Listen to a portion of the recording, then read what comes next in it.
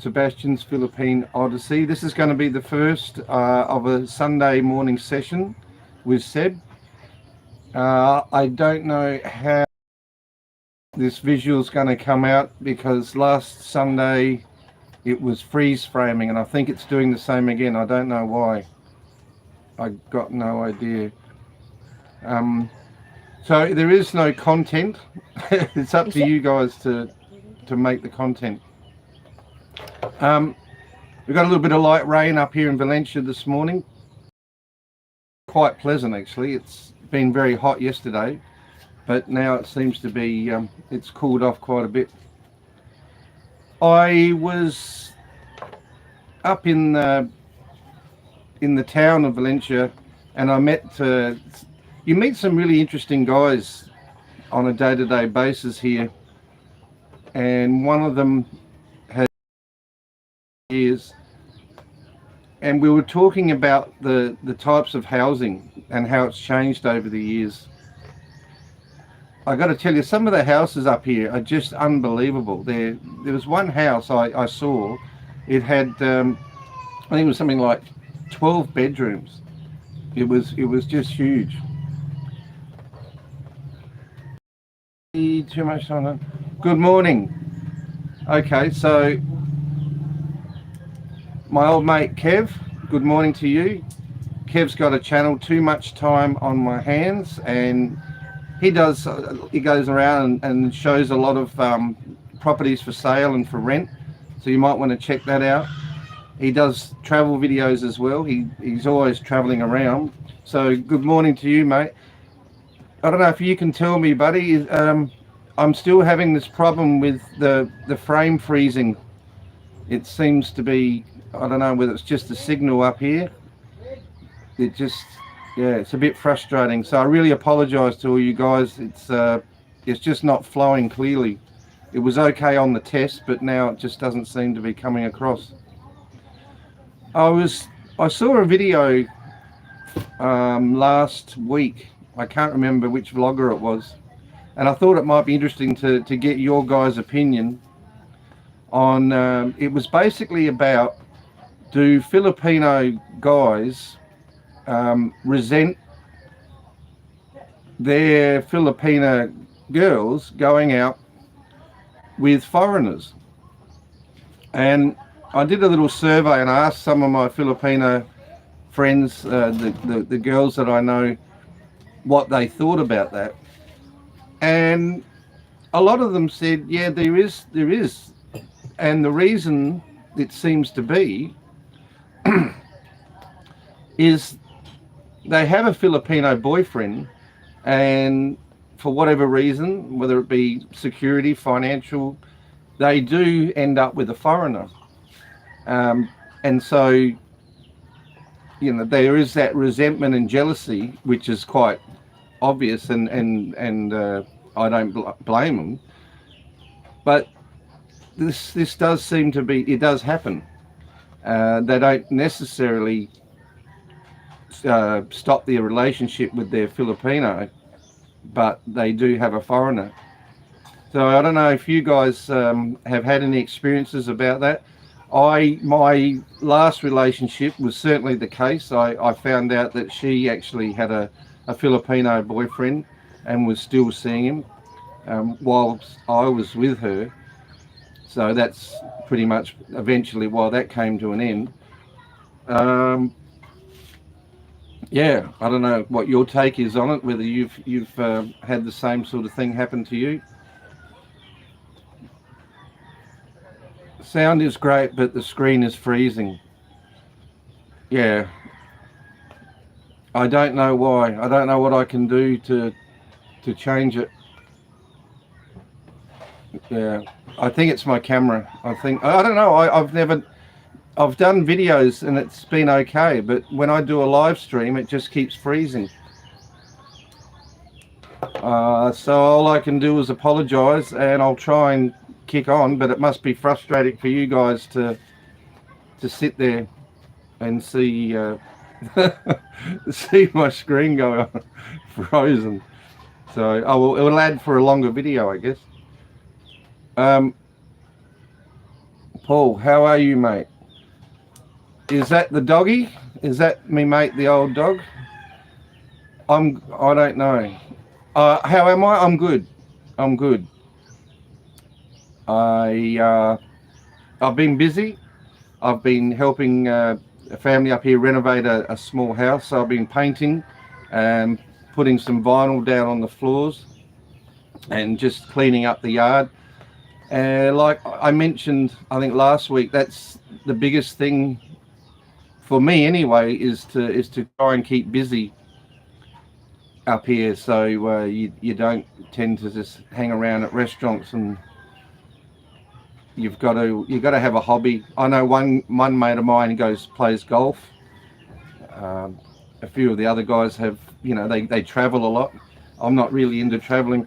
I was asked if I wanted to go camping the other day. They have campsites here. You can go. There's a couple up in the mountain, and some of them go down to the beach and spend the night down there.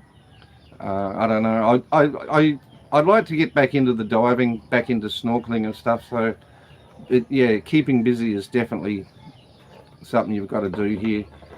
If there's any of you guys that are coming here, and if you've got any questions in relation to settling in, finding an apartment, renting a bike or whatever, feel free to ask me any questions about that. I do meet quite a few guys that have just landed here, and they generally rent a bike, and they can get to find their way around. You can rent a bike over in Sikihor Island. It's probably a better option just to get a ferry rather than take your bike and rent a bike over there and get around that way. So that's the island just adjacent to Dumaguete. Who we got? Too much time. What's Dumaguete like during Holy Week? We were in Lilolilas, and it was almost impossible to find restaurant open at night. Yeah, so we're going into the Easter Holy Week here. I had a friend who wanted to go to Bohol with her husband. That's an interesting story in itself. She lived with her husband's actually younger than her, and they lived in the USA for quite a few years, and then they've come back here full time now to live and retire, and so they want to do a bit of traveling, and they wanted to go to Bohol, which again one of the popular tourist destination islands. I think it's about 2 hours ferry ride from Dumaguete, and all of the accommodation is booked out. So this Holy Week, it's a big deal for Filipinos to travel, and for their holiday. So if you haven't actually booked any accommodation by now, being Sunday, I mean, back in Australia, all of our holidays start on Easter Friday, Saturday, Sunday, and they generally have Monday. But here, if you just want to, obviously there's a week before Easter Friday. However, already most of the accommodation is already booked, and the prices are always a little bit higher this time of year as well. So if you've left it till now to go somewhere, you might be a bit disappointed about the availability of accommodation and the rates of that sort of hotel and resorts, because it's a real big deal over here. And Max, hi uncle, good morning. Hey, good morning to Mad Max. Thanks for joining me. Again, I keep apologizing. I got no idea why when I do a live stream this phone keeps freezing. It's not the best quality phone, but I've never had any problems when I've done videos. It seems to flow quite well, but for some reason I really don't know, when I do a live stream it freezes up.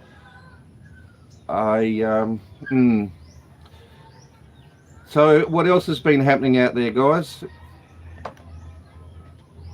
Okay. As I say, I've been renovating this little house.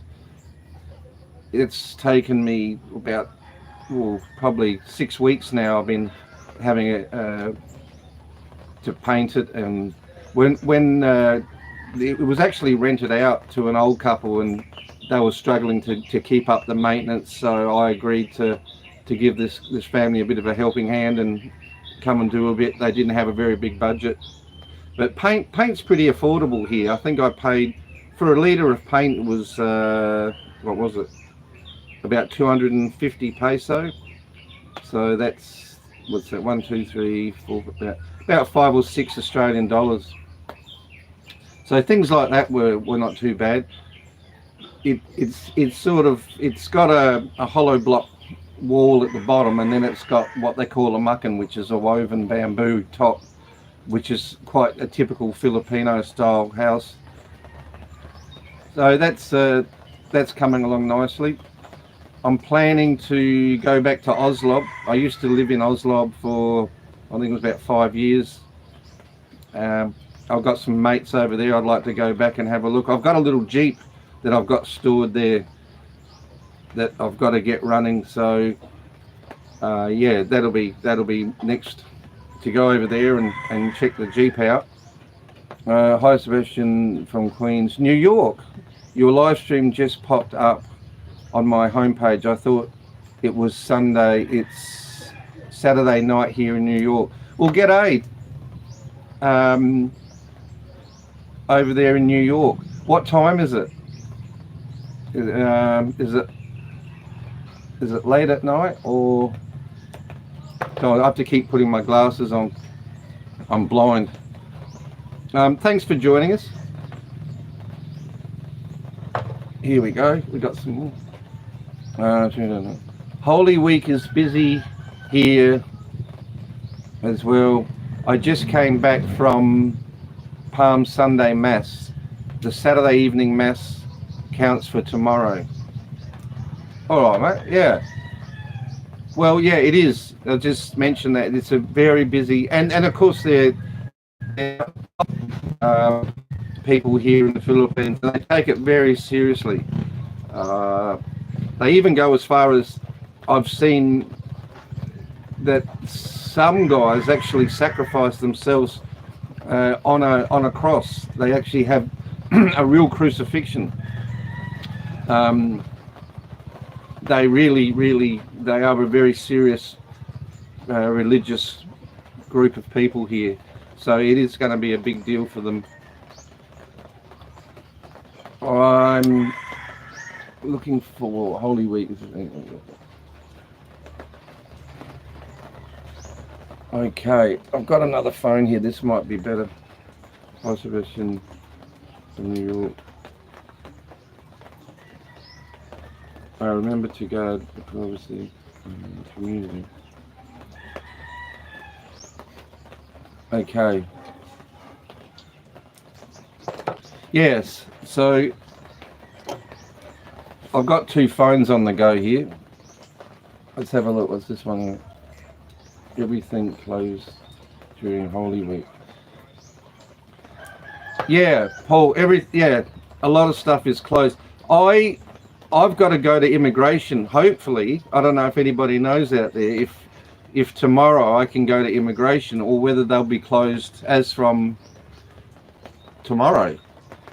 Because I was thinking they probably would be closing maybe Thursday or Wednesday. So I'm hoping.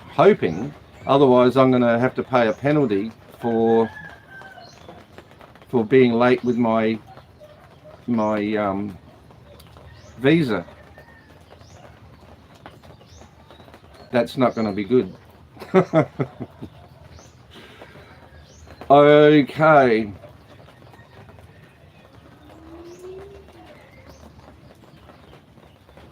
What else have we got?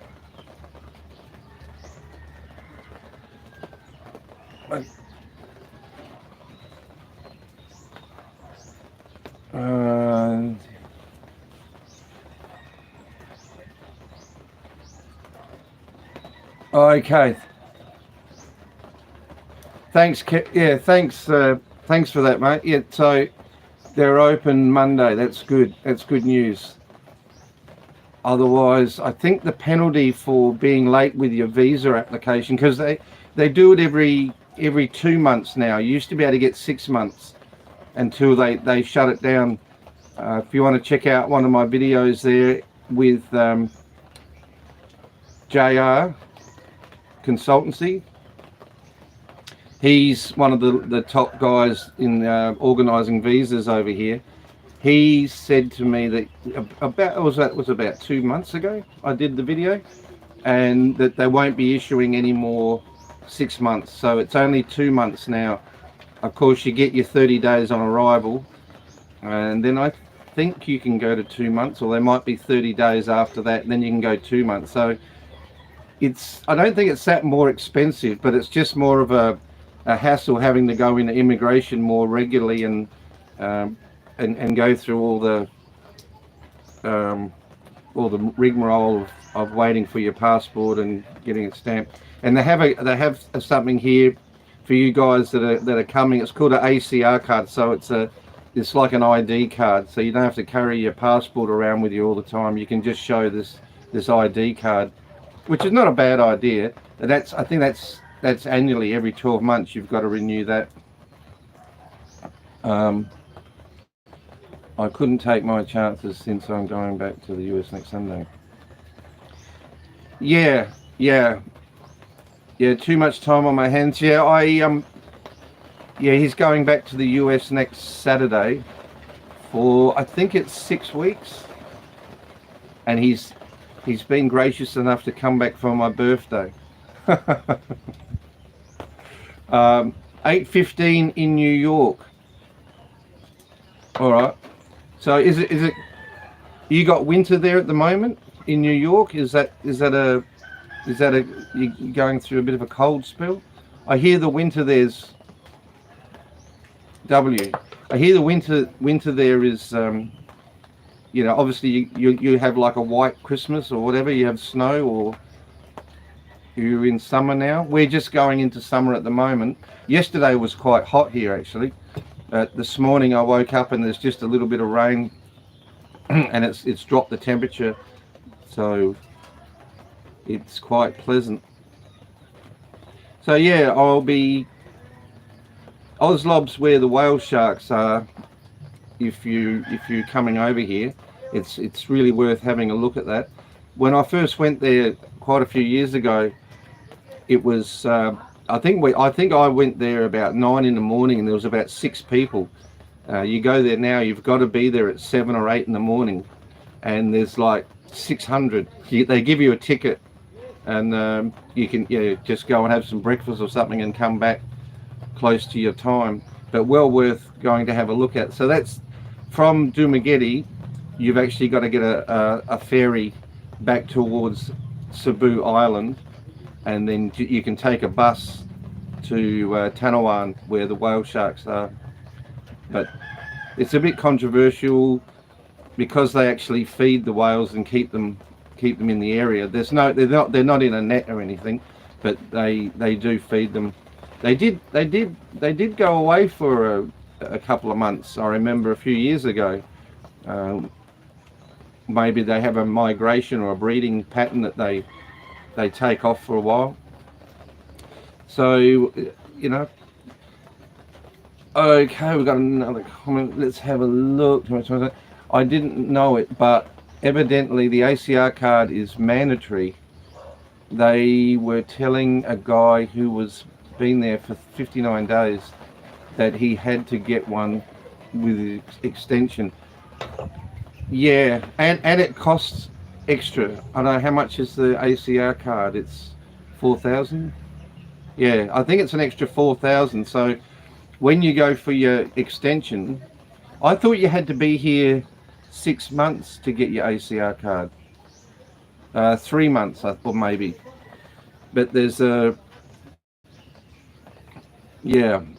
so it's certainly. I was married to a Filipino for 13 years, and when I was here, when we moved here, I would get 12 months.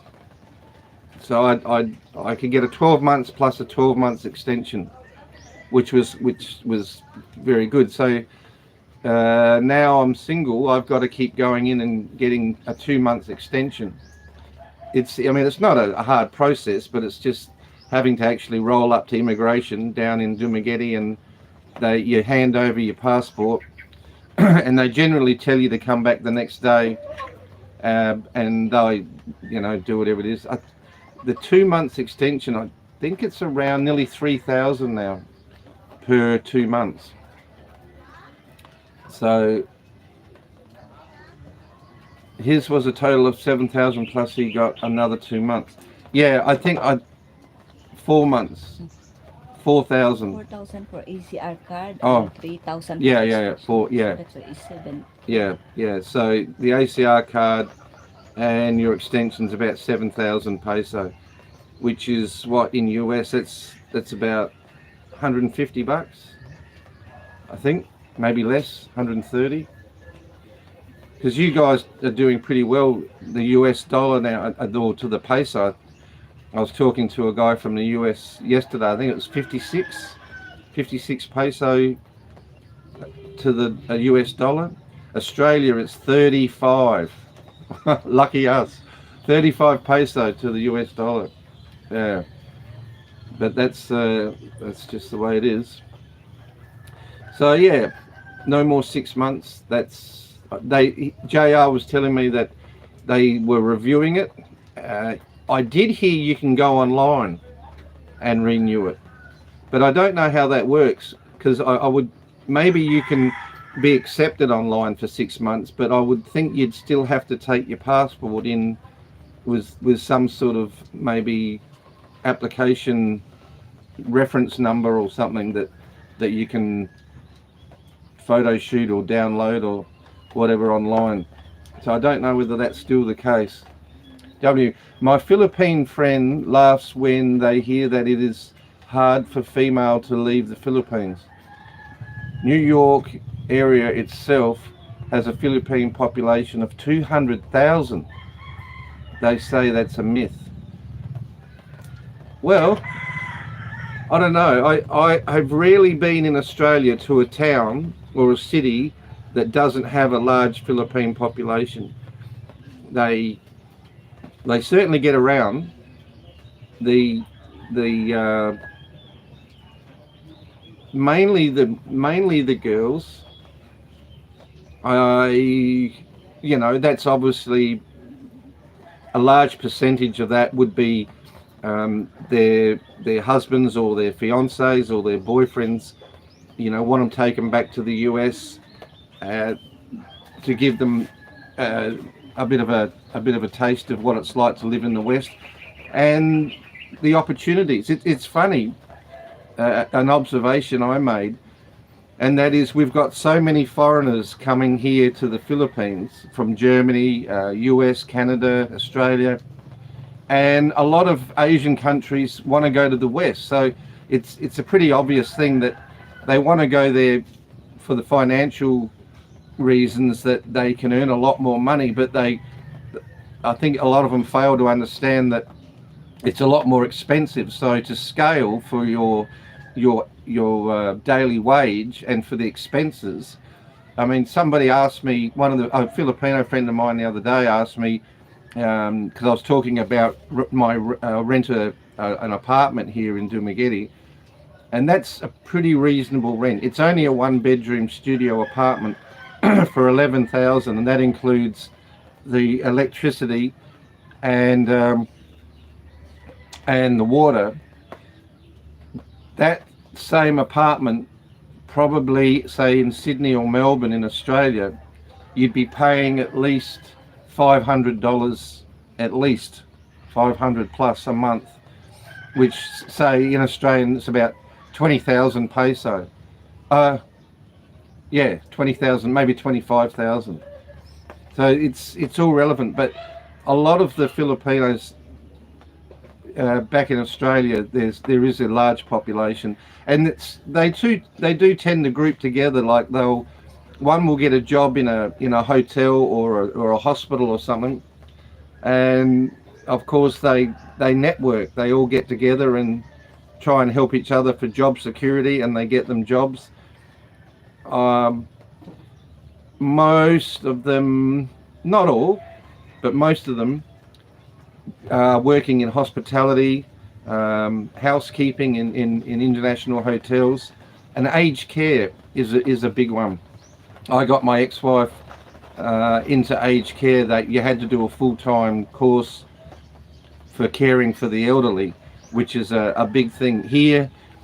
If your grandma or mother is sick, generally the kids or the eldest daughter or whatever looks after the mum or grandma or lula, as they call them, here in their house. But over in Australia, and I would think obviously America, UK, Canada, we have aged care facilities where, excuse me, I got a bit of a cold coming on. So that was a big employment for Filipinos. Was they got into aged care, and they're very good. They're very good at caring for people. That's for sure. That's definitely one thing when you have a Filipino girlfriend or fiance, wife, whatever. Generally, the majority are very caring, and you know, that's again a bit of a controversial conversation about how Western traditional ways of a relationship back when, say, my grandparents or my parents were married. Now you have to have both, like husband and wife, working just to get by because everything's so expensive. But traditionally, the wife would stay at home, look after the baby, clean and cook the meals. And it is still that way pretty much here. But in the West, it's got so expensive to survive. You have to have two jobs. You've got to have, both of you working. And I think that's the game changer. Whereas here, I don't say the Western women resent going to work, but it just seems to be more of a natural option here for the wife to be at home. And just search Jollibee locations in the US. No, we still not. Are we still up? Hang on, I'm missing a few. Well, I'm just still working out how to. I've missed a couple of. Okay, sorry about that. No, online is easy. No office visit required. Time limits for Congress. Okay, thanks for that. Thanks for that information. My phone hasn't been behaving itself. Just bear with me, guys. Friends laugh when they hear that it is hard for females to leave the Philippines. Yep, we got that one.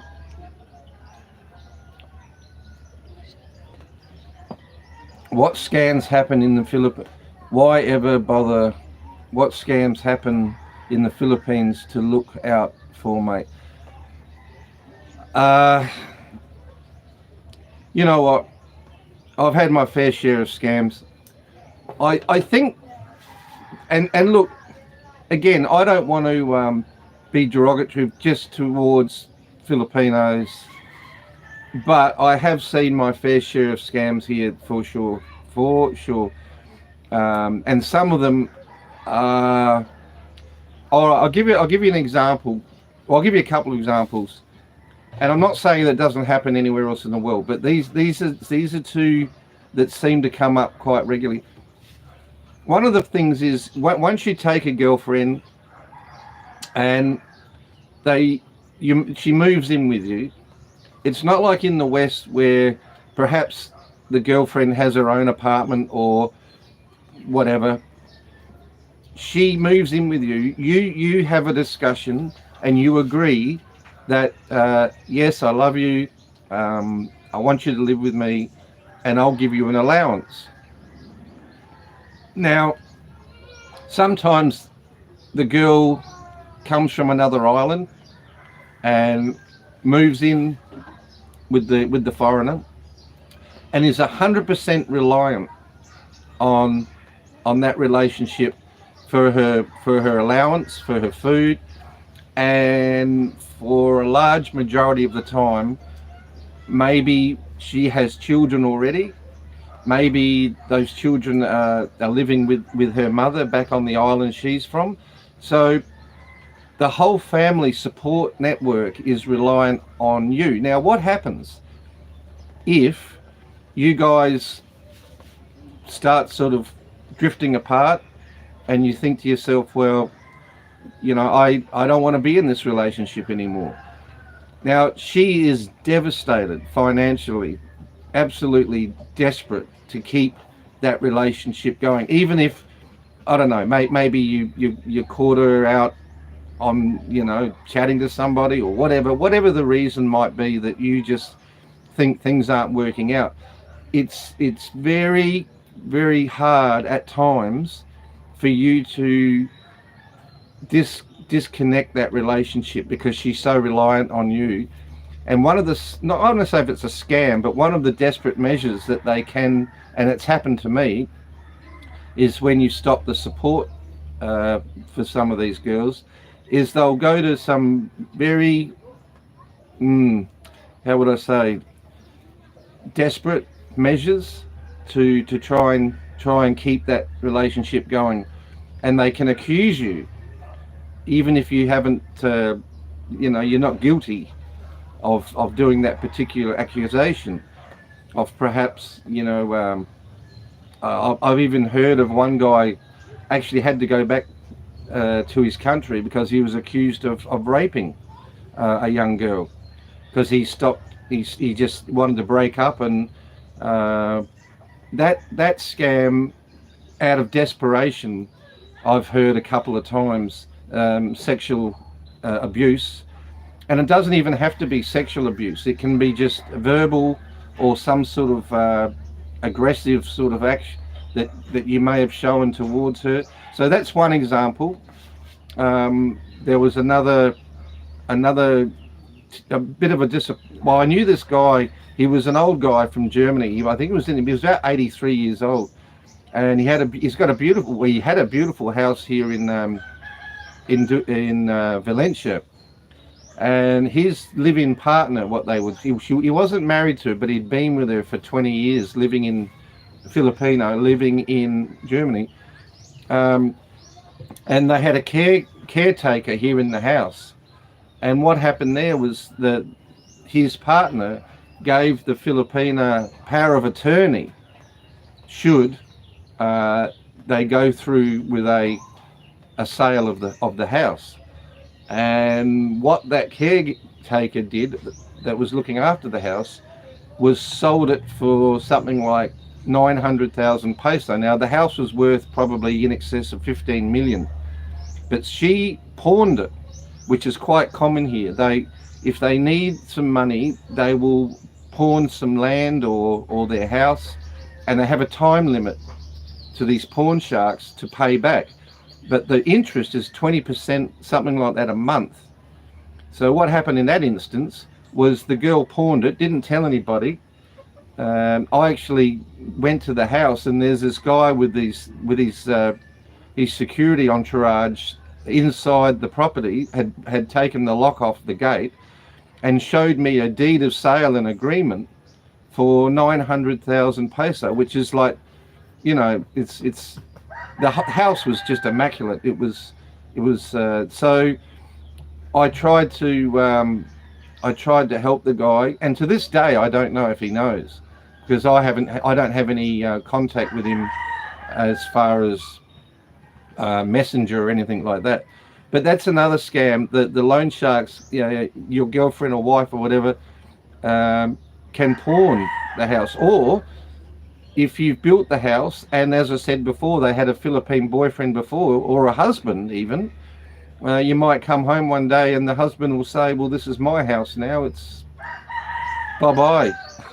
And I know of a couple of examples where that has happened as well. So yeah, you've got to be, even if you are very cautious, they can, you know, there can be some very inventive schemes that pop up over here in answer to your question, mate. So you got to be careful. Where are we up to? No, online is easy. What happened? Scams. Just search Jollibee locations US. and those will cities will be large Filipino opportunity populations. Yeah, mate. Yeah, yeah. That's for sure. The old Jollibee. What's this one? I own a house in New York. This is W. I own a house in New York. I bought a new snow machine and haven't used it in 2 years. Very little snow, 7 inches all season, all day rain today. It's snowing up in New York, Hampshire today. Yeah, we have a bit of snow in Australia, but it's only in a small area up in the mountains in Victoria, sort of a bit north of Melbourne. Andrew G, g'day mate, how are you? Welcome aboard. 500 per week, not month for a small apartment. Yeah, sorry, Andrew, to be corrected there. Yes, it's per week, not per month. I've made that mistake on another video. I said something like that. So 500 per week, correct. Absolutely correct. And I'm paying, I think, about $80 a week. Thanks for that, Andy. It was very good of you. Yeah. Yeah. Old dog, new tricks. Sebi, hello. Paul in the Philippines. Hello, YouTubers. Yes. Well, I'm supposed to. G'day, Paul. I'm looking forward to catching up with you for a coffee one day, old mate. I'll have to start biting your ankles again and get you out of that coffee shop of yours, and we'll have to sit down and have a chat about life and what's been going on. I've seen you've been putting out a lot of videos. I must say, old Paul's pretty motivated when it comes to the YouTube channel. I don't know how many subscribers now. Thousands. I just hit 1,000 again. Thanks to all you guys that have supported me. I think I've got 1,010 or something subscribers. So I've got a long way to go. But again, it's not necessarily about having money or anything from YouTube. It's just, it gives me something to do and I enjoy it. So, but for sure, don't forget to push the like button, subscribe and share. Tell your mum and your grandmum, everybody, get on board the Seb train. Sounds well. Thank you very much, and a big g'day to May. I see she's been out and about doing her thing. I'm gonna have to start doing interviews, I think. I'm not doing the travel thing, so we got our dogs out. There's a dog that lives opposite the house here, and when I first came to visit, the dog kept coming in and trying to bite me as I came into the property here. But then about 2 weeks ago, he came over and I gave him a chicken leg, and we've been mates ever since. So he actually sleeps out the front, and he's a fantastic guard dog. But whenever anybody walks past, he won't shut up. He'll just bark and bark and bark. So I apologise for that. That's life in the Philippines. Dogs, roosters, babies crying. Yeah, goats. That's another one. We got plenty of goats.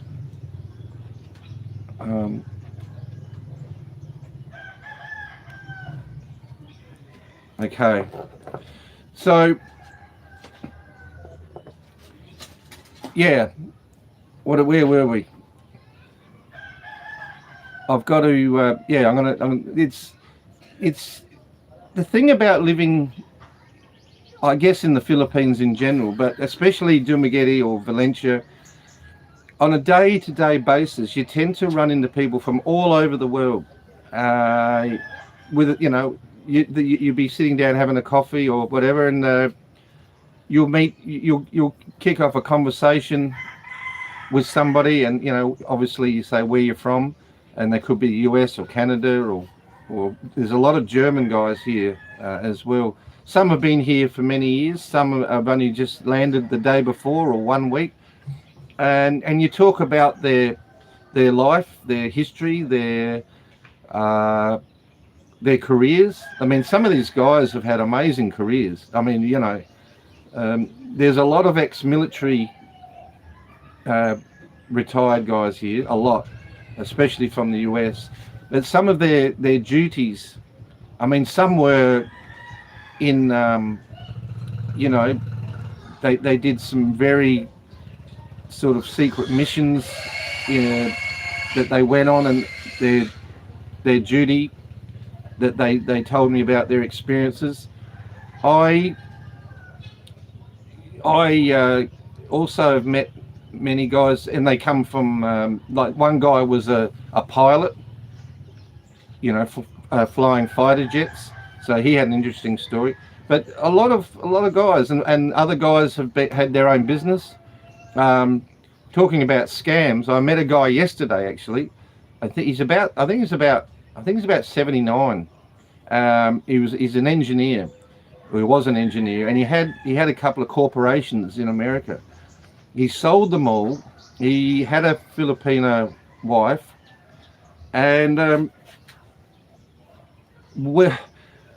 I believe this is true. I've spoken to him a number of times before, and he seems a pretty genuine sort of guy. He's an old-fashioned guy. He likes to build a lot of stuff.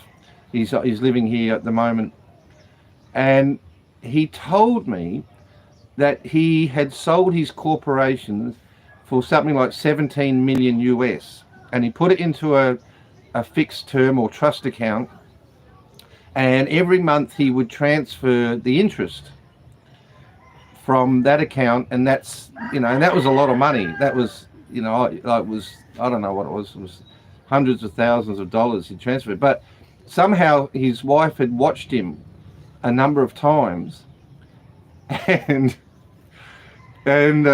she'd worked out how to transfer, but she didn't transfer the interest only. She transferred the whole 17 million into another account, and that was the end of the 17 mil. It was gone. So yeah, that's not a good day, waking up without 17 mil, I can tell you. But getting back to, you meet all these different guys out and about, and yeah, it's a real melting pot of different nationalities, and you can spend a whole day just chatting about what they're doing, what they're up to. But a lot of you guys, when you do come here, it's a lot of us, and me included. I was single for quite a while,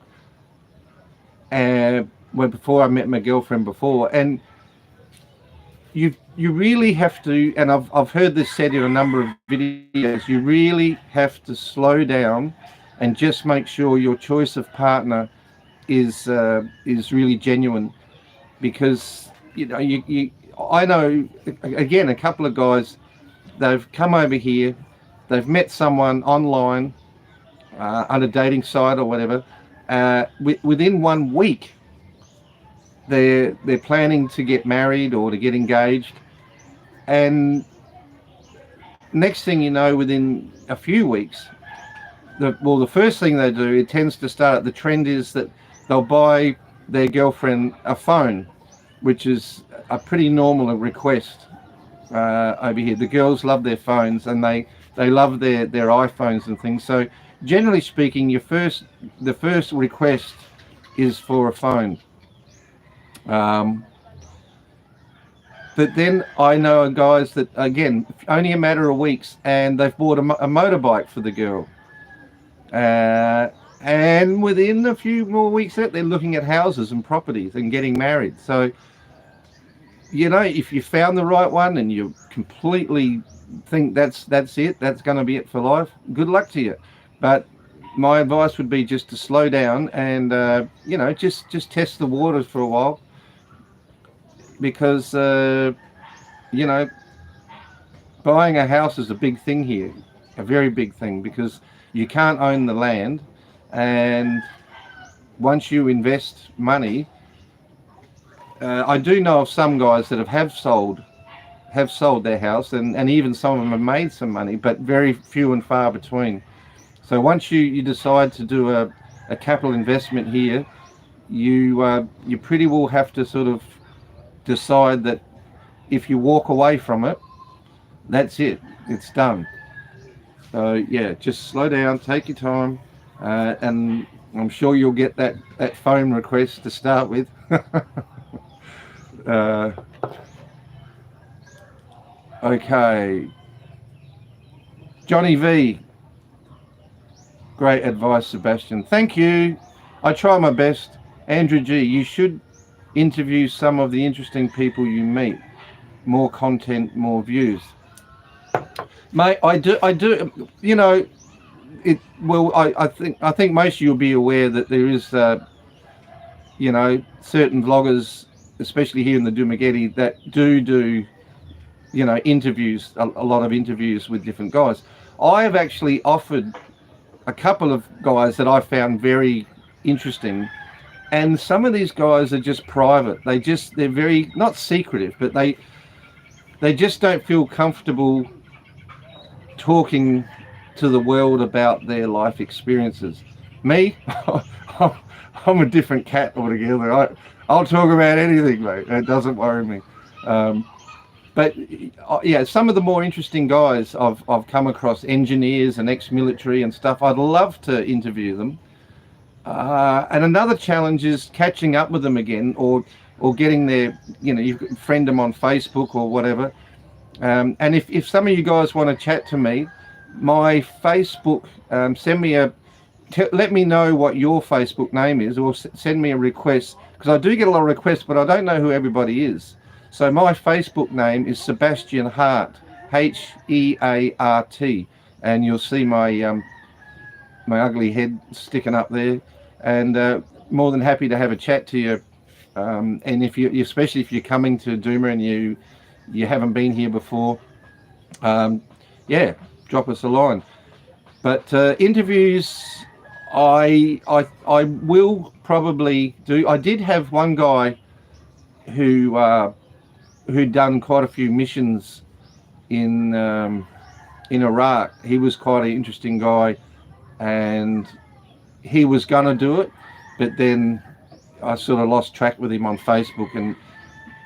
But yeah, with these interesting people, I really do. Plus, I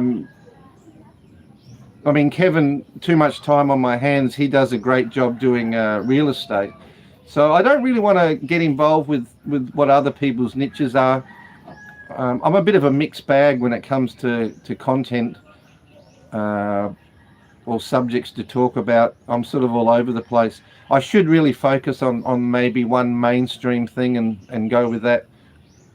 But thanks for your advice. And the other thing too is when I run into somebody and I want to interview them, even though I've got my phone with me, there's normally music. There's music everywhere here, and of course for your copyright, it can be a real pain, because if you want to strike on the moment and do the interview, there's either music, or you might be at a restaurant or something, and you're out on the front, and there's a lot of traffic, and I mean a lot of traffic. You got buses going past and trucks, and so the audio is generally a problem. If I just try to do it on the moment, generally you sort of have to make a time somewhere quiet. I don't think it'll be ground zero. And yeah, meet up with them somewhere and do the video, so that you've got a bit of privacy. And but that means getting them to make a schedule to come and meet up with you. But yeah, I definitely want to get involved with a bit more interview stuff. Paul. You should do more. I always hear about the why not in Dumagetti. Yes, the why not. what other good night spots are there in town? What is a good hotel downtown near all the action? Well, the why not? I've certainly spent probably too much time over the years at the Why Not. And in the early days, I'm talking 13 years ago, it was the place to be. And there, if you wanted to meet, or you're looking for a partner or a relationship and you wanted to meet girls, it certainly was the place to go, mainly on a Friday, Saturday night. And it was definitely a fun place to be. The music was good, the vibes and the atmosphere was really good. Now it has changed a lot, and I think predominantly that is to do with online dating. You don't have to go to a nightclub or a disco or a bar anymore. You can meet the girl online, go through your sort of interview process of trying to qualify their personality and who they are, and meet up with them in a nice restaurant. Don't forget Filipino time.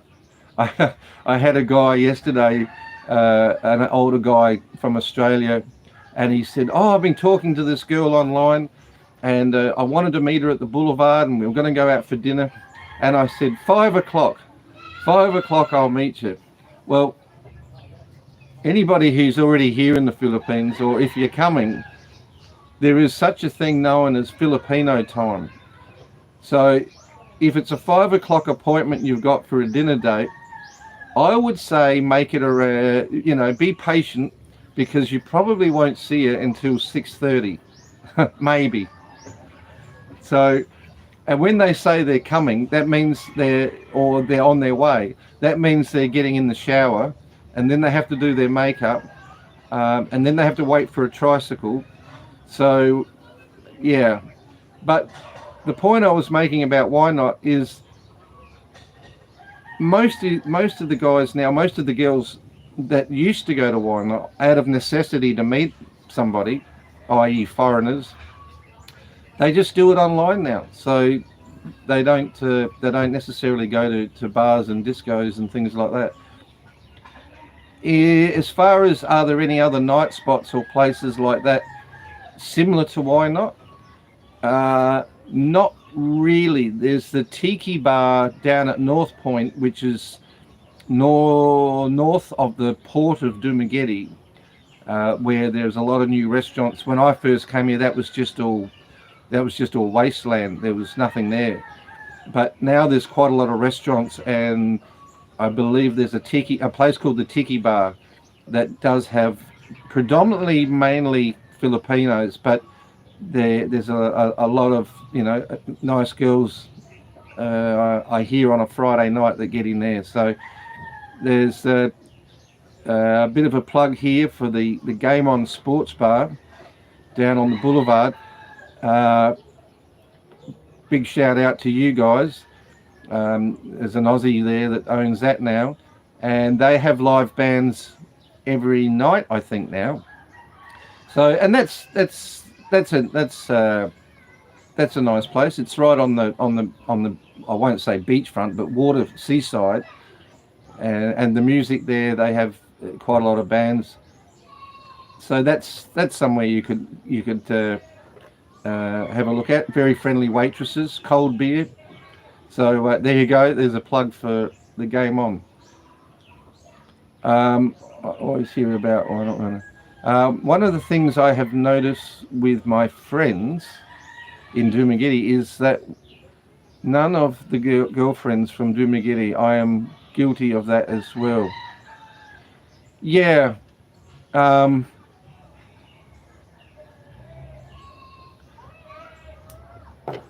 There's two trains of thought on this. Again, I've spoken to a lot of guys about this subject because of the reason I mentioned before about how when you meet the girl, quite often you become responsible for the family as well. Now that could be not just her mum and dad, but the brothers, the sisters, the grandparents, and it's a very sort of tribal, cultural thing that, and it is kind of expected that all of us guys, unfortunately not myself included, are rich financially, well off. Well, it's true to say that we have probably a comfortable amount of money, more than most of the Filipinos. But the problem with that is the family, or your partner will sort of ask if she can send some money to her mum, or if someone's got a urgent medical needs. Maybe her brother's had a motorcycle accident, or her father's got a heart condition. So what happens, and if you live close to them, you tend to see them more often, and the requests become more frequent. So a lot of guys, wherever they meet their girlfriend or wife or whatever, some of them like to move to another area or another island, so they don't have, sort of that expectation of requests all the time. Because generally what happens is, where your girl's from, i.e. the barangay or the province, there is generally a large amount of immediate relatives in the area. So the auntie could live next door, the grandma will live 2 houses away, because it's all what they call mother title land. They all tend to build their houses close together. So you'll have the auntie, you'll have the grandma, you'll have the mum, you'll have the brothers.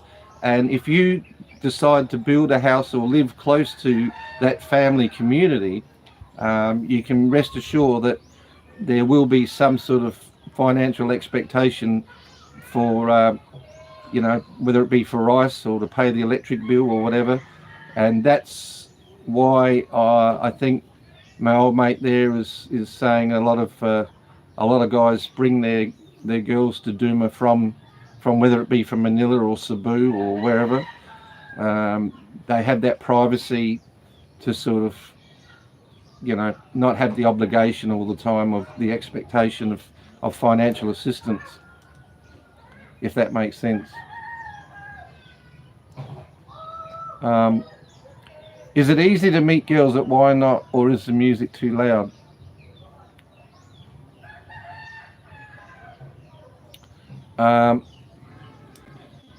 Look, there still are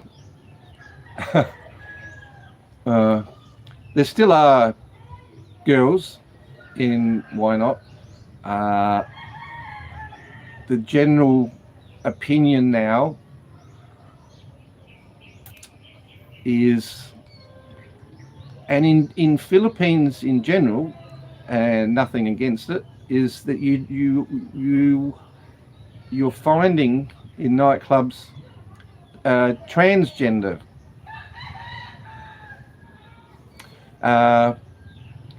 Now I've had a couple of friends that are transgender girls, but they tend to, and they're quite classy, and in some cases, they really believe, and I believe them, that they feel like they were born a female, and it must be terrible to want to feel that way, and not be who you really feel you are. You don't feel the gender you are. So and you can't, and in some cases, these girls have had some major surgery done to look like the woman they want to be. And in fact, I got to tell you, a friend of mine was a sponsor of a gay pageant or gay competition and their dresses and their presentation on stage. I actually went with the sponsor, and they have a panel of judges, and I think there are about 12 trans. Well, they call them ladyboys. Let's cut to the point. They call them ladyboys here, and the winner. And I've met a lot of ladyboys as friends. Let's get that straight. And this particular winner, I had my photo taken with her or him or whatever, and there's no way I could have picked that she was, once a male. So, but that being said, you do get a lot of that in nightclubs now. So, even though there are plenty of girls still in the disco, again, you're having, for some reason, a lot more of the trans community going in there. And good luck to them. Each to their own. So, just in answer to that one. Okay, where have I got? I'm getting a bit waylaid here. In my culture, no means no, and it's complete sentence. Silent Bill. Yeah. Yes. And that's what it should be, because if you start, I think what he's relating to is, in a relationship, if you say no to a request and they don't accept that, then you're already on the road to ruin already.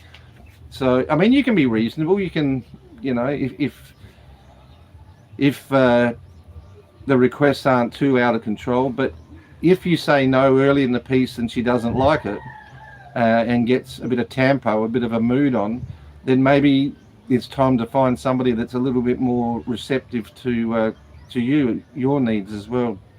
But no means no. Fair enough. That's probably the best way to start, because once you start saying yes, it's very hard to stop accommodating what you said you would do.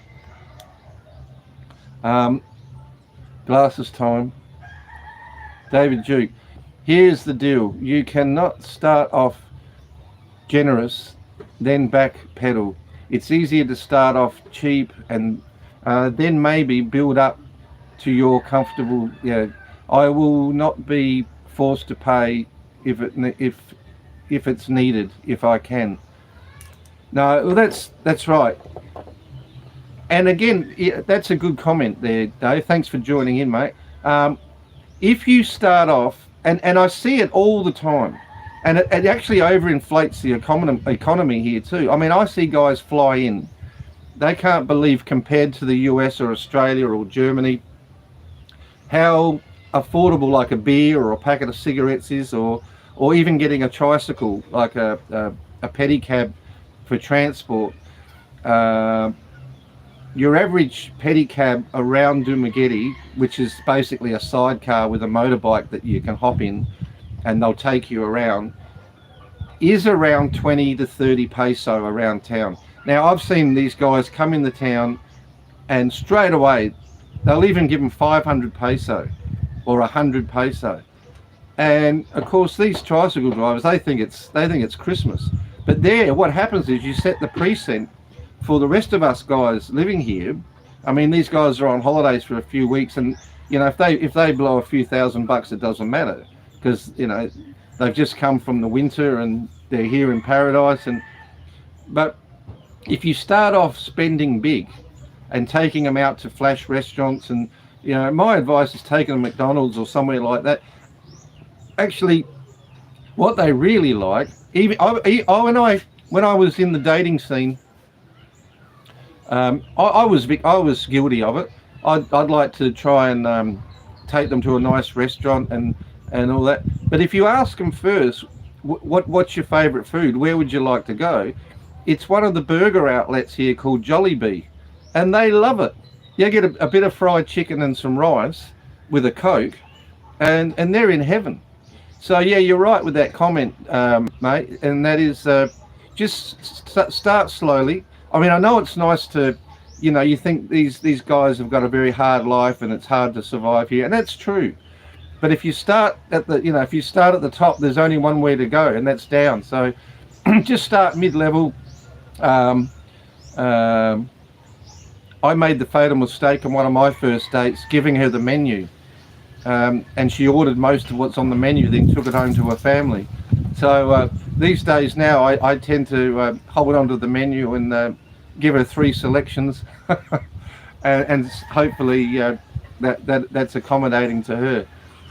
But yeah, just slow down and don't spoil her too much, because even us guys. I mean, if you know, if we met somebody and they were giving us $1,000 every day, I mean, I'm sure you'd get used to it pretty quickly. So just start off, and don't announce that you might have $1 million, but you know, certainly don't go announcing it, and not even if you're talking to some of the guys you meet in the bar or something like that. So how, you know, I had a corporation, I sold it for $6 million, and I'm laughing, I can afford anything I want. You know, it's just keep a lid on it, and just be a little bit humble, and by all means, if the relationship starts to grow and you feel that you want to spoil her a little bit more, I mean, they love handbags and clothes and stuff like that, but the phone is the big thing. You know, once they start asking you for the phone, you know you're in for a bit of a ride there, for sure. I've seen guys who get real cheap with these girls, questioning every peso. If that's the way they were before they got here, no wonder they had trouble getting girls. Yeah, well, yeah, that's the other extreme, Dave, and that's, yeah, I mean, there's a balance in between. You don't have to throw money at them, but you don't necessarily have to belittle them, because they hate to lose face in public by, you know, just giving them, you know, 50 peso or something and say go buy a hot dog or something like that. I mean, there's a balance in between there somewhere, where you don't have to take them out for a 4,000 peso dinner. And there again, on the other hand, yeah, I've seen that too. There are some very miserable expats that I've met who you know, and you can see the girl is not happy with the situation. You know, he might go down to buy an ice cream for 20 peso or something. He wants the 5 peso change. One of their favourite things here is you'll give them 100 peso or 200 or 500, and the change will go missing. It's called keep the change. So, you know, that is what it is. So yeah, you got to find a balance somewhere in between, I think, Dave. You don't want to overdo it, but you don't want to be too tight as well. Just be fair, and I'm sure. I mean, I've a lot of the guys that I met when they all came back after the pandemic, and I mentioned this in last Sunday's live, have all got girls now, full-time relationships, and most of them, they're not 23, they're not 21. Like when I first came here, it was the trend to for whatever reason, most of the guys had very, very young girlfriends, whereas now I know of at least 6 guys, and most of their girls are late 30s, 40s, even 50s, and they're not as demanding. You know, they don't want handbags and shoes, and for sure, you know, some of them, they love to get their hair done and their nails and things, but the more mature girls seem to be a little bit fairer and a little bit more understanding as far as the budget is concerned. So yeah, that was an interesting observation that I had in relation to what's going on now.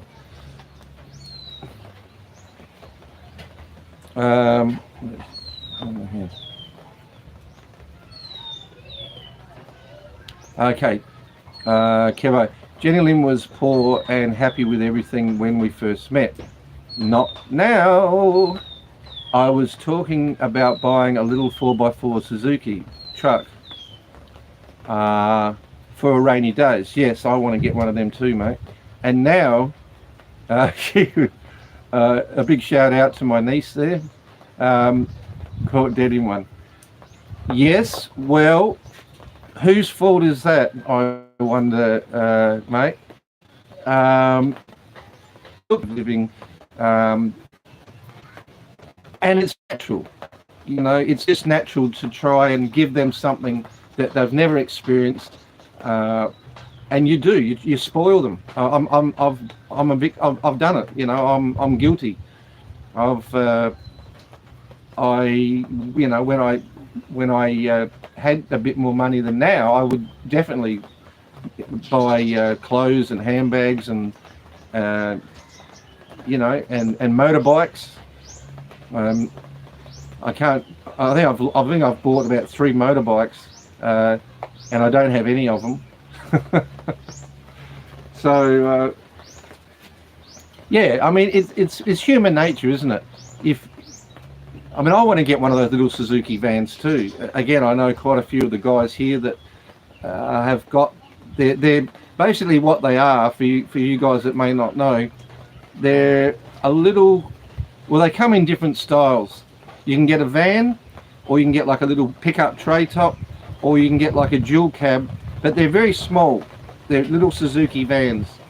And what they do is, I assume for the tax reasons, over in Japan you can only have a car for so long. So what they do is they pull them apart into chassis and motor and gearbox, and they put them in containers, and they bring them over here and then reassemble it. And they go for around about, I looked at one a few months ago, I think they were about 260,000 peso. So I think that's equivalent of about 7,000 Australian. And they put them together. You can. A mate of mine just got delivery of one a few weeks ago, and he got every option that you can get. He got electric sliding side doors. There was a reversing camera. Everything. He got the wheels. He got all upholstery that he wanted. He got the colour he wanted. It's a nice gold one. Very nice. G'day to Flip if you're watching. So yeah, I know, like you were saying, mate, that that would be enough. That little van, it keeps you out the rain. It's air conditioned, and even old dog Paul got a nice little car, and for that reason, you know, he's up the hill here, the beginning of the mountainside, and it does rain. You know, the rainy season, you'll get rain every day. So you really, eventually, I want to get one when I can budget. But just a little Suzuki van is all you need. Aircon, out of the rain. I think they're a 3-cylinder, pretty economical to run. You get automatic or manual. I'd probably. Now I'm not around Dumageddon so much. Dumageddon would be good for an automatic. But I'm thinking if I have a flat battery or something like that one day at 10 o'clock at night, I can always get the boys with a manual to push start me and get going again. So, but they're your options. And there's their main office up here. They assemble them in Cebu, but they've got an office here in Valencia, just out of the township. So, yeah. And as I say, I know at least six foreigners that have bought them, and they're quite happy with them. The after-sales service and spare parts and everything, from all reports, have been really, really good.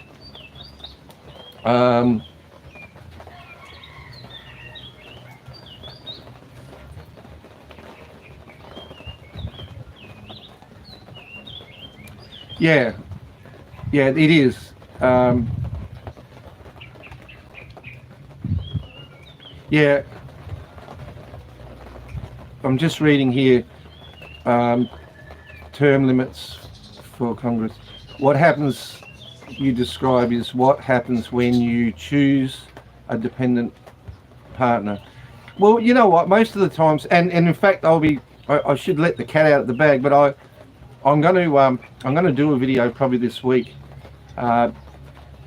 about dependent and independent women. More than ever, I'm meeting independent Filipino women, and I'll go into the reasons why in the video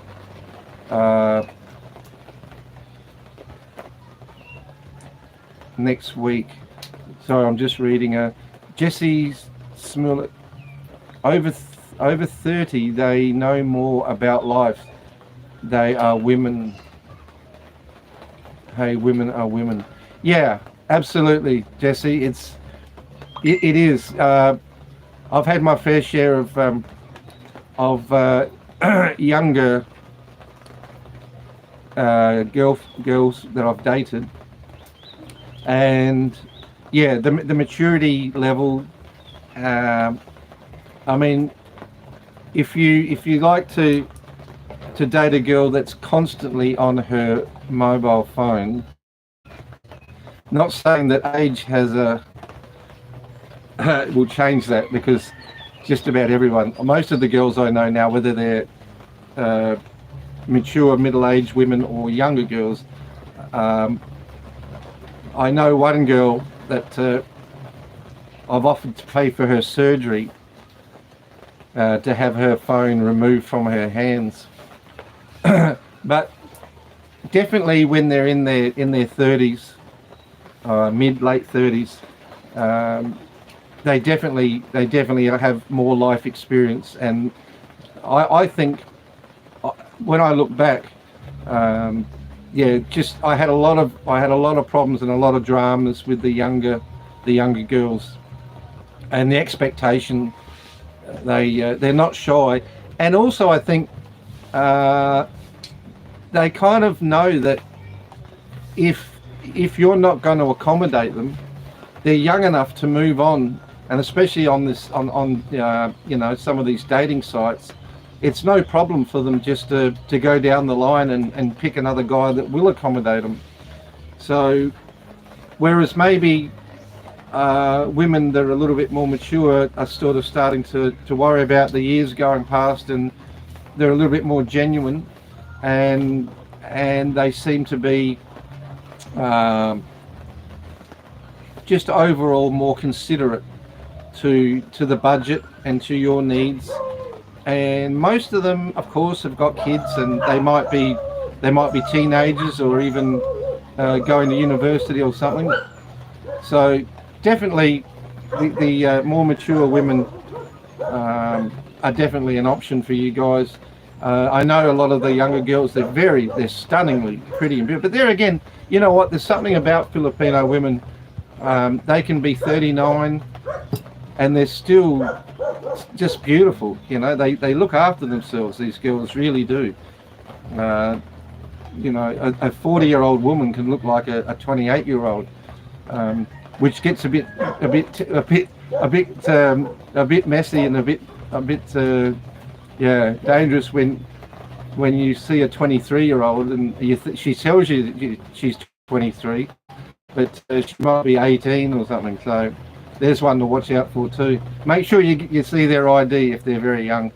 I can tell you a story about that one. A mate of mine was basically blackmailed by a girl that said she was 23 and she was only I think she was 17 or 18. And family, talking about scams, he just believed what she said, what her age was. So that's a big problem that can be, you know, underage here. Just make sure if they are young and it's, you know, a natural relationship and you're both happy with each other, it's a good idea just to check, you know, the ID in the early stages of the relationship, just to make sure that she's as old as she says she is. Because a lot of these young girls, not a lot, but some, if they do end up dating a foreigner and they, you know, you are generous, again, it's they might be easy to get, but they're not always easy to get rid of. So just be aware of that, guys, because it does happen. And if you don't keep paying, they can get very offended.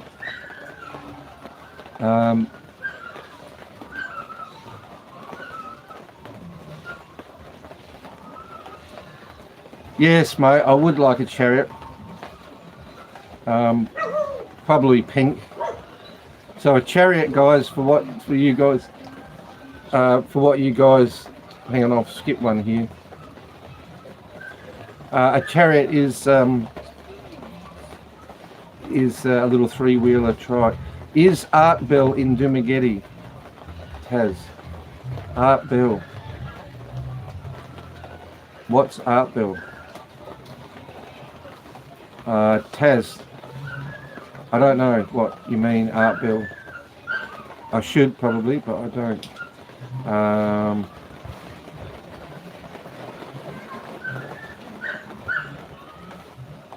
I'm just trying to...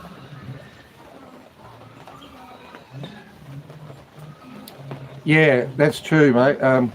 Wasting their best years playing on the phone.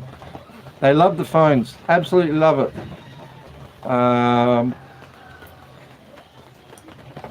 Games. I mean, one thing now I've just noticed, a friend of mine's brother, they've got into online gambling. Now, I don't know exactly how they do it. I assume they upload Gcash or something to the account. And then they gamble. It's like a poker machine, but it's on your phone, and that seems to be trending quite a lot now. So it's gone from the harmless sort of just games that you play, you know, for the sake of having a game, to going to actually gambling. And of course you can lose, you know, and if they do, and they always win a little bit, which is typical of you know, like a gambling machine. They'll win like 100 peso or 150 peso, and then of course the addiction kicks in, and they're virtually every opportunity they get, they'll upload some money in the hope that they'll win, because, you know, one of their friends might have won 20,000 peso. So, you know, that's another thing that's happening on the younger people. I sound old. Well, I am. I'll be 60 in May. So, but yeah, that's a big trend that's happening now here in the Philippines, is online gambling. So you want to make sure that hopefully your girlfriend doesn't get involved with that too much.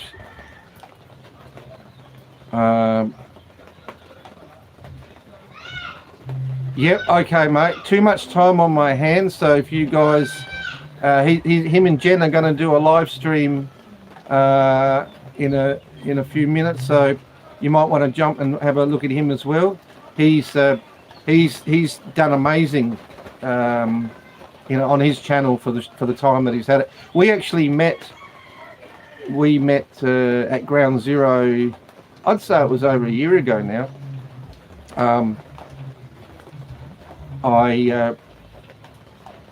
I've stayed in contact with him and his and I call her my niece.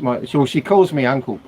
His lovely girlfriend, and he's going back to the States next week. So yeah, be safe. Hopefully we'll catch up with you, mate, before you go back. I owe you a mango shake. Hang on. Why is this skipping?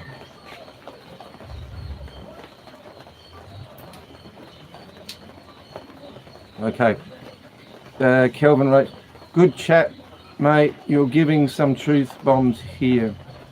Yeah, well, I first came here in 2004. So do the maths.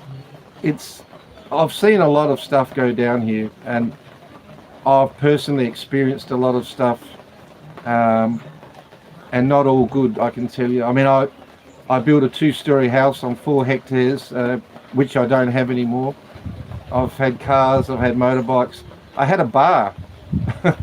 Don't have that anymore. Had a fishing boat. Don't have that anymore. So, yep, I've learnt the hard way. There's a song by an artist in Australia, a guy called Paul Kelly, and I think it was in the 80s he brought this song out, and it was called "I've Done All the Dumb Things," and that's Sebi boy right there. I've done all the dumb things. Yeah, I've pawned everything. Yeah, so I hope I can give some. Yeah, it is the truth. I don't want to discriminate or talk down about the Filipino people, but scams are something that are around. I say that the loan shark thing's a common one where I know one guy that's got nearly, I don't know, 20 houses and properties, and they were all combined by maybe the father had a heart attack or something, so the wife pawns a farm or even the house or something to pay for the medical expenses, and at 20% interest per month, they have a time expiration date where the money has to be paid back, and if it isn't, then the deed of sale becomes a reality and they basically own the property. And it happens a lot. And as I said, it happened to this old guy that I know, and that was a 15 million plus house. I've been in it, I've seen it. I think it was 4 bedrooms, 3 bathrooms, had a maid's quarters, beautifully manicured lawns and garden, and all gone. And as I say, to this day, I don't know how to contact him, and I guess you'll find out one day. I managed to secure. I got a 3-day grace period because the guy that took it over wanted to move his boys in there that night. So I managed to get 3 days where I could get all the old boys' furniture out and store it at different houses. So yeah, the old loan shark. Be careful of that one. Giving some chews. How is the arm? The arm's okay. Yeah, it certainly was a time where it was not a good period of time in my life, that's for sure, when that happened. But it's okay now. Thanks for asking. Was it MN Music Culture? I can use it. It has got a severed nerve, so I can't really feel it. It's a bit sensitive, but I'm lucky I can still ride a bike and that sort of stuff. So thanks, mate. God bless you for asking. Online gambling is a huge trap for young people. Yeah, it is. It really is. As I say, I've got a friend whose brother, he doesn't earn a lot.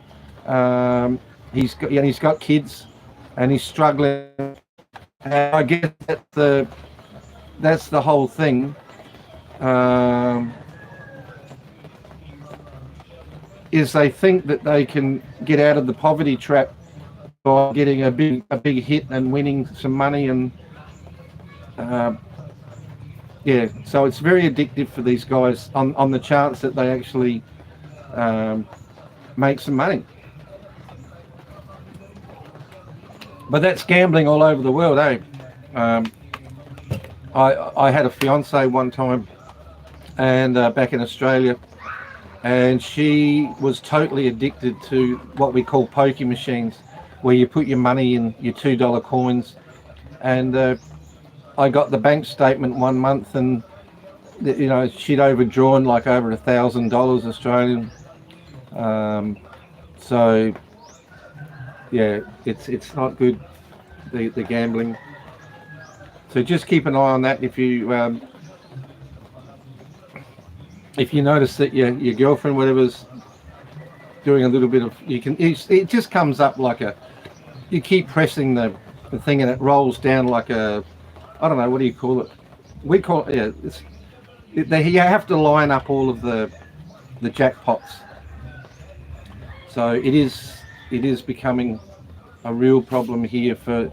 I mean, before you couldn't do any of that unless you were over 18, but I guess now you can just do it on the phone, and they don't know how old you are. So that's yes, okay. I'll skip those comments there, I think.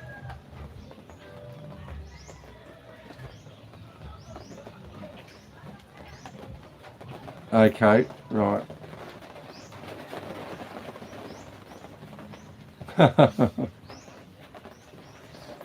Yeah. So we've been going for what? 1 hour 30. Okay. Well, guys, I'll hang on for another few. If there's anyone else that, but by all means, if you've just tuned in to my channel, Sunday sessions with Seb, I'm going to start doing that Sunday mornings. I appreciate it when you guys tune in from America or wherever. So that I hope the timeline. What they say it was 10:15 or something over there at night time. So. Yeah, it's good to get an international audience and get some feedback. And if you like our conversation, please jump on board, get your friends to subscribe and have a chat. And as I say, if you're not here in Dumaguete, or if you're planning to come here, and there's anything I can help you with, I'd only be more than happy to do that. There's a lot to see and do here in this part of the world. I only wish I had to come here a lot earlier. I spent 13 years in Leyte near Tacloban. That was where I built my first house, and then I came here. The first time I think was about 10 years or so ago, and I fell in love with the place, and I should have moved here. But as often is the motivation to live where you live, and that's where your relationship with your girlfriend or whatever is from. So I just happened to meet somebody in Oslo in Cebu, and that's where I stuck. But then I decided that when that came to an end, it was time to go where I really wanted to be, and that was here in Dumaguete. In fact, now I can honestly say I'm not hitting the bar scene and disco and nightclub and why not and all that anymore. And the reason I got an apartment in Dumaguete was that I could go to those sort of places and not have far to go home.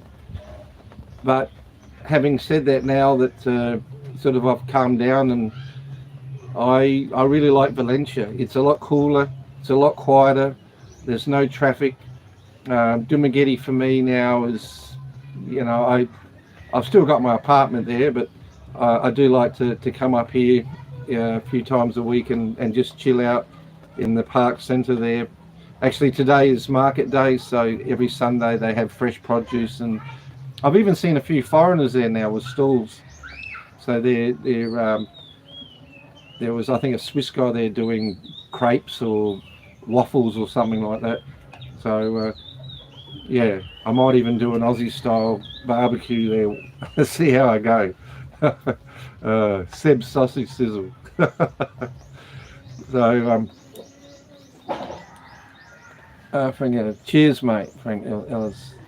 Sunday confusion with Sebastian. Yeah. Okay, 9:35 p.m. Eastern USA time. Leyte, welcome to the jungle, Frank Ellis. Yeah, Leyte, I look, if I hadn't have been married and built a house there, I wouldn't have stayed. But I did meet quite a few mates there. Unfortunately, it's that I was 40 something when I first moved here, and most of those guys were retired. They were in their 60s, 70s, and unfortunately a lot of them passed away now. So, but we had a good little session. There was uh, a little restaurant there called the Royal in downtown Tacloban, and we used to meet there in the afternoon, make fries, and we ended up there for hours, especially on a rainy day. We'd all sit in there, but unfortunately, a lot of them have passed away now. So the place when I was in the beaches weren't that flash. You had to go right down south of Leyte to get some decent beaches because it was all volcanic and a lot of black sand. Whereas here, you can go out to Apple Island or Sikior. I mean, I can't believe how Sikior's changed so much since I first went there years ago. In fact, the first time I went there, I went with my wife at the time, and there was a beachside property for sale next to JJ's Backpackers, and it had a non-completed building on there. I think it was about 1,000 square meters, and it was 1 million peso. And I remember telling her at the time, I said, you know what? I got a feeling this island is going to go huge in the next 10 years. And I said, I think we should buy this. And we just had enough just to buy it for 1 million, even if we didn't develop it. But that same property now would have to be worth, I don't know, at least 15 million, if not more. So property development here, probably, it's getting harder now and more expensive. I mean, I was talking with someone the other day. Land in Valencia used to be between 250 and 700 peso a square meter. I was talking to a guy, and now it's between 3,500 and 4,500 a square meter. So I think Paul McGill just bought one, so I hear.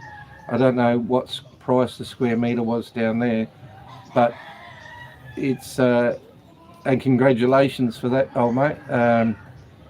That's a good move, I think. I think you'll like it there.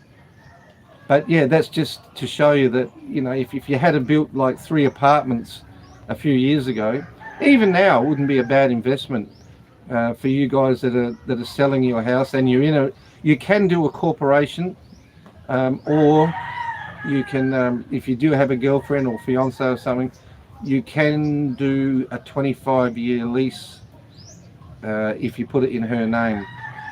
But you want to get some legal advice in relation to that. But if I had a bit of money, I'd still Valencia or Dumaguete. Probably, if I could afford the land, I'd build like 3 or 4 apartments and rent them out, because we don't have the wave of foreigners that we used to have after the pandemic, but they're still coming. The guys are still coming, and Sikior is just huge now, absolutely huge. They at JJ's there, I think they've got 1,500 people going there on a Friday night to the disco or to the night live music. So it's just, for the first time, in the last couple of years after the pandemic, I think the Philippines is being recognised as a tourist destination, and not just to chasing the girls in Manila or whatever.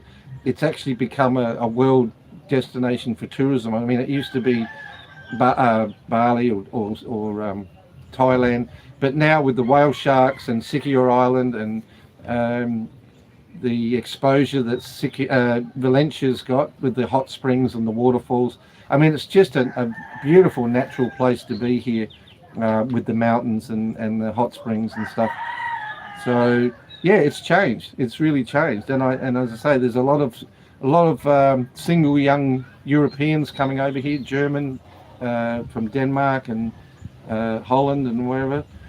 So yeah, the dynamics has definitely changed a lot.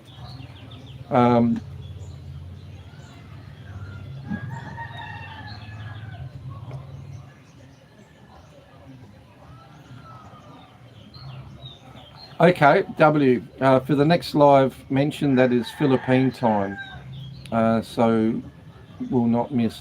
Yeah, okay. So if it's 8 o'clock, if I say 8 a.m., that's Philippine time. Um,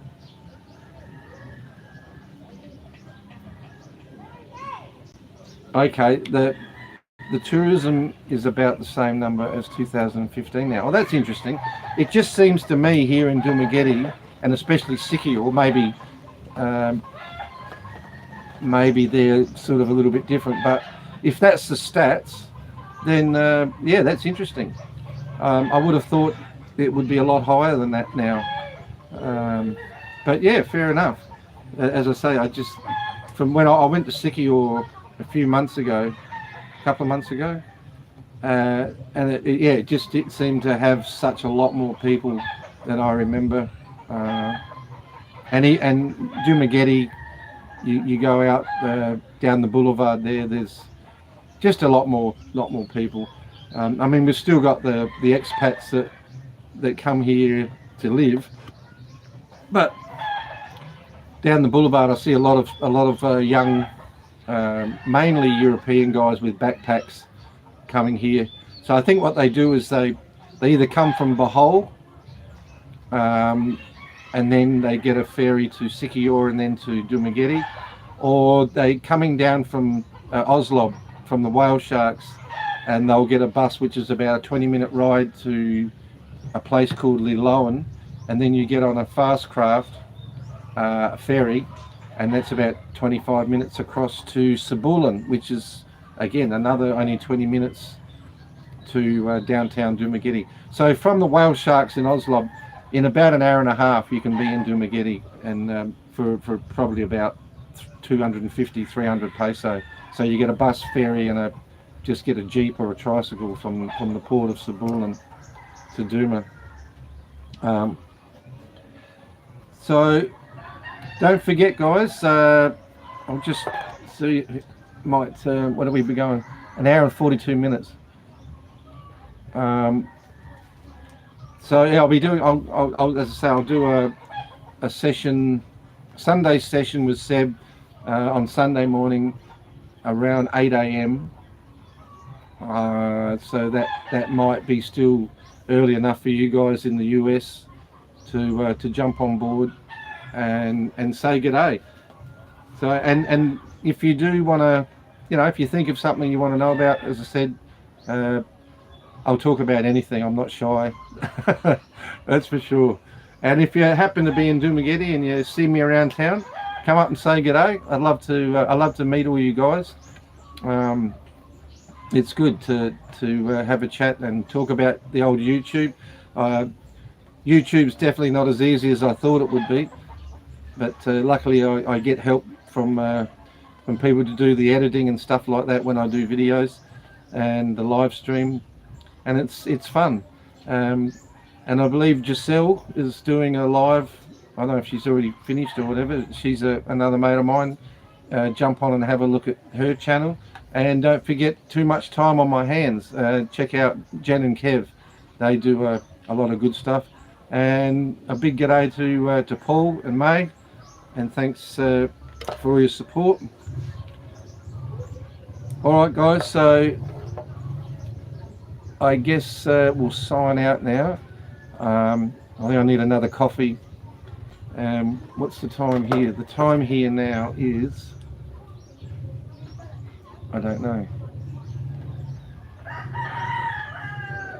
I'm looking forward, it's about 10. Yeah. Alright, I got to work out how to shut this thing down. I think I pushed the X up the top. Yeah. Last time I did this, it didn't close.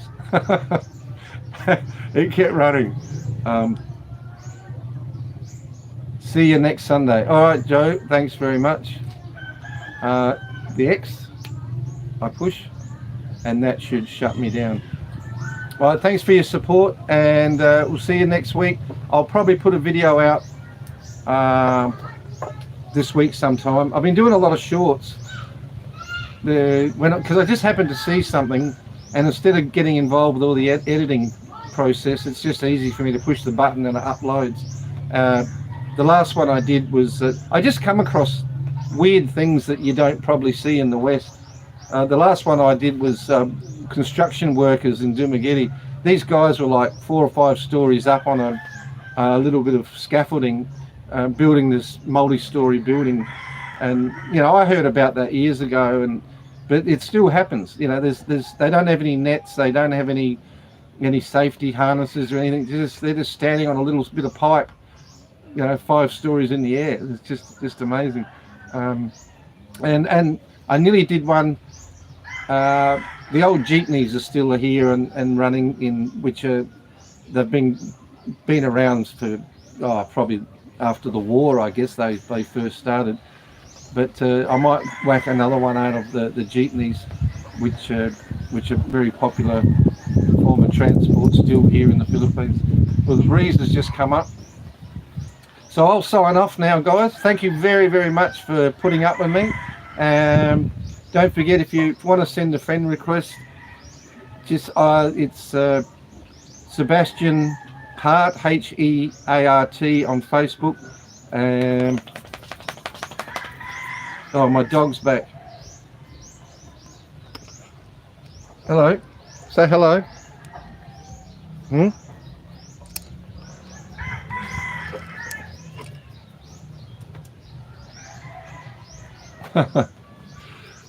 All right, have a great day. I'm off to the markets in Valencia, so if anybody's up there, say g'day, and we'll see you on the next live.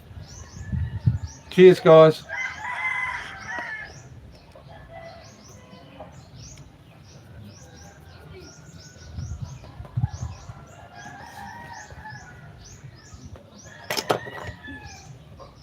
Are you sure you want the live stream? Stop. Okay.